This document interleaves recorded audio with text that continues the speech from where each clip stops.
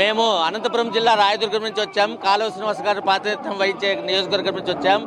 ఈరోజు మహానాడుకు ఒక పండుగ రోజులాగా మేము అంత దూరం నుంచి వచ్చామంటే ఇది మాకు ఒక పవిత్రమైన రోజు, పండుగ రోజులుగా భావించి చంద్రబాబు నాయుడు గారి నాయకత్వంలో శాశ్వతంగా ఇంకా 20 ఏళ్ళు ప్రభుత్వం పరిపాలించాలని చెప్పి మేము కోరుకుంటూ మేము ప్రతి క్షణము పార్టీ కోసం కష్టపడడానికి మేము రెడీగా ఉన్నాం.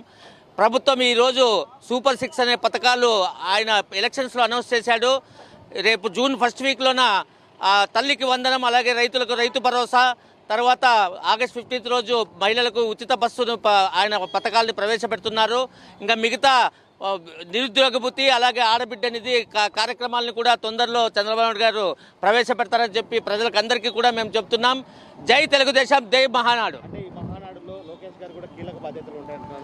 తప్పకుండా ఈరోజు లోకేష్ బాబు గారికి కీలకమైన పదవులు కూడా ఇస్తారని చెప్పి మేము భావిస్తున్నాం. ఆయనకి వర్కింగ్ ప్రెసిడెంట్గా ఇస్తే చాలా బాగుంటుందని చెప్పి మేము భావిస్తున్నాం.